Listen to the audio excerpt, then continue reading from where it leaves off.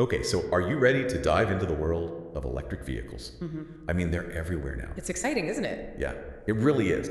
But I have to admit, it can be a little overwhelming too, with all the new technology and jargon. I totally get it. But that's why we're here today. Yeah. We're going to break it all down using this awesome guide called Smart Driving.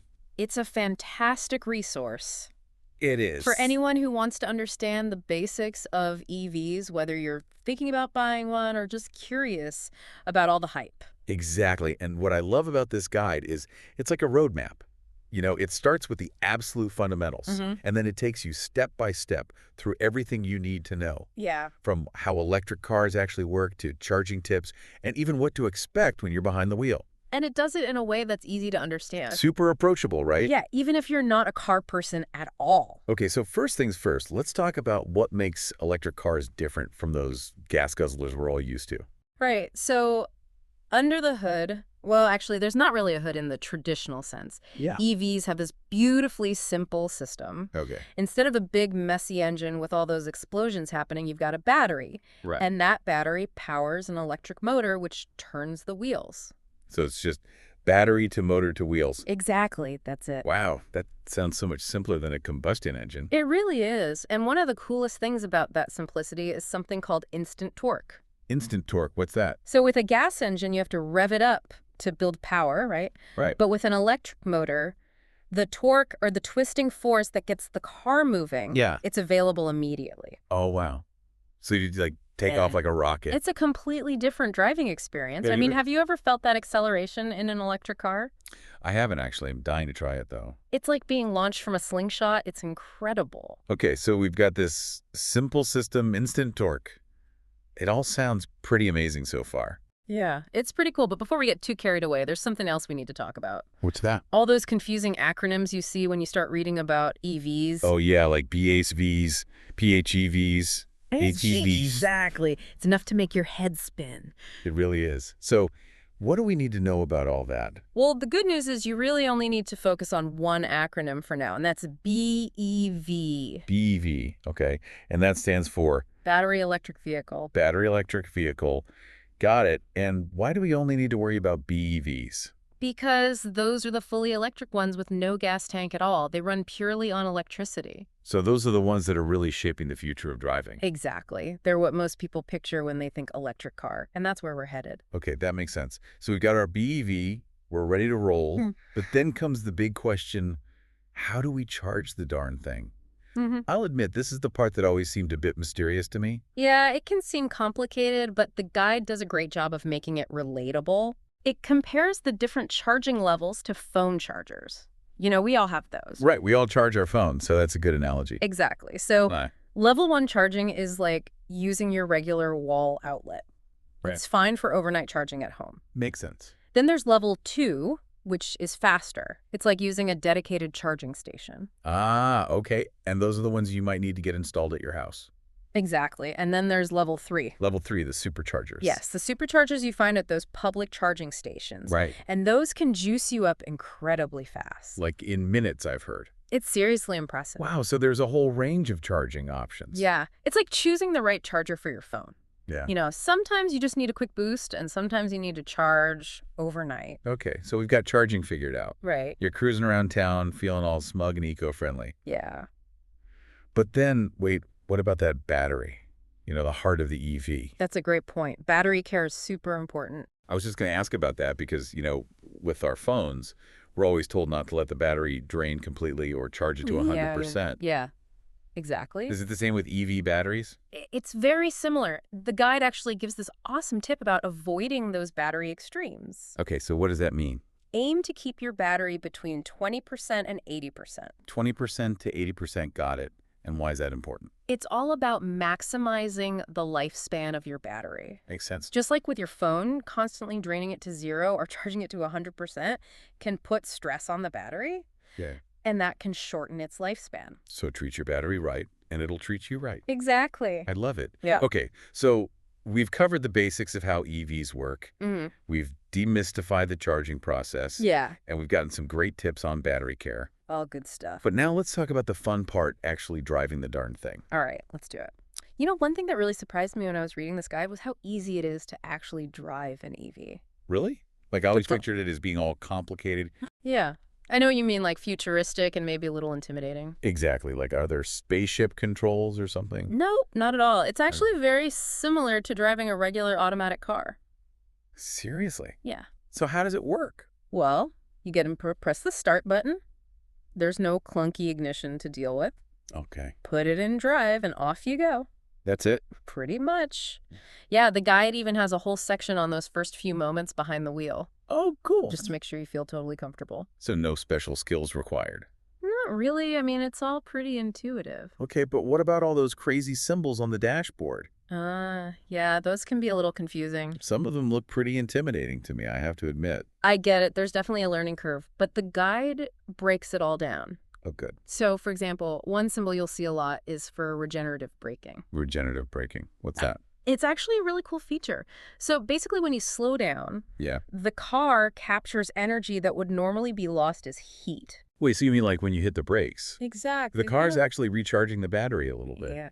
It's pretty amazing, right? That's wild. It's like a superpower or something. And then there are the different driving modes you can choose from, like eco and sport. Oh, yeah, I've heard about those. So what do they do? They basically let you customize your driving experience, depending on whether you want to prioritize efficiency or performance. So it's like choosing your own adventure on the road. Exactly. And that's another thing I love about EVs. It's not just about being eco-friendly, it's also about having fun and enjoying the ride. Okay, so we've covered how to drive an EV, Mm-hmm. and we've decoded some of those mysterious dashboard symbols. Yeah, we're making progress. But now let's talk about another big advantage of going electric. The cost savings. Oh, yeah, that's a big one. I mean, think about it. No more filling up your tank every week. Seriously, the guide talks about how much cheaper it is to fuel up an EV compared to a gas car. I bet. And don't forget about all those government incentives and tax breaks. Right, those can really sweeten the deal. They can make a big difference. And then there's the maintenance, or rather the lack of maintenance. Yeah, that's another huge. Plus, EVs require way less upkeep than gas guzzlers. So no more oil changes. No more oil changes, no more messy engine tune-ups. That's music to my ears. I hate dealing with all that stuff. Me too, it's a real hassle. So basically, you're saving money on fuel. You're saving money on maintenance. It's a win-win. It sounds like okay. But what about those long road trips? You know, the ones where you're driving for hours and hours? Yes, that's the question everyone always asks. Can EVs really handle that? I mean, what if you run out of juice in the middle of nowhere? That's where planning comes in. The guide actually has some great advice for road trips. Oh, good. So first of all, there are these awesome route planner apps specifically designed for EVs. Really? So they're like regular navigation apps, but for electric cars? Exactly. They show you where all the charging stations are along your route. That's so smart. Yeah, it takes all the guesswork out of it. So you can plan your stops in advance, just like you would with gas stations. Exactly. You can even see what types of chargers are available at each station. That's incredible. It's like having a digital co-pilot for your EV adventure. I know, right? And the technology's only getting better. So range anxiety is becoming less and less of an issue. Exactly. With more charging stations popping up all the time and battery ranges constantly improving, those long road trips are becoming more and more feasible. That's really good to know because I think that's one of the biggest things holding people back from going electric. I think you're right. But the reality is EVs are becoming more and more capable and the infrastructure is catching up quickly. That's exciting to hear. It is. It's a really exciting time to be following the world of EVs. It really is. Okay, so we've talked about how to charge an EV, how to drive it, how to maintain it. We've even tackled those long road trip anxieties. We've covered a lot of ground. But now let's shift gears a little bit and talk about the future. All right, let's do it. I mean, things are changing so rapidly in the EV world. They really are. It's hard to keep up sometimes. I know what you mean. But what are some of the big trends we should be paying attention to? Well, the guide talks about a lot of exciting innovations on the horizon. Yeah.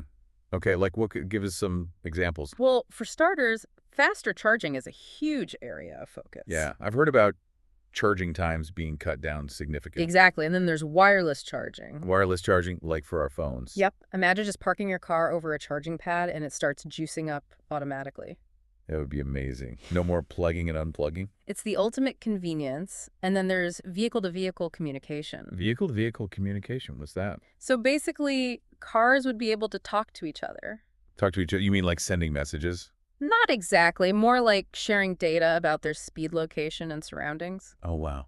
And why is that important? Well, it could help prevent accidents. Hmm. If one car senses danger, it could warn nearby vehicles. That's incredible. It's Right. like they're looking out for each other. And then there's the whole realm of self-driving cars. Ah, yes, the autonomous vehicles everyone's been talking It's about. exactly. That's another area where EVs are really leading the way. So it's not just about the cars themselves, it's about how they're changing the whole transportation landscape. Absolutely. It's a complete paradigm shift. It's mind-blowing when you think about it. It really is. And the guide does a great job of capturing all that excitement and potential. I think you're right. It's not just a dry technical manual.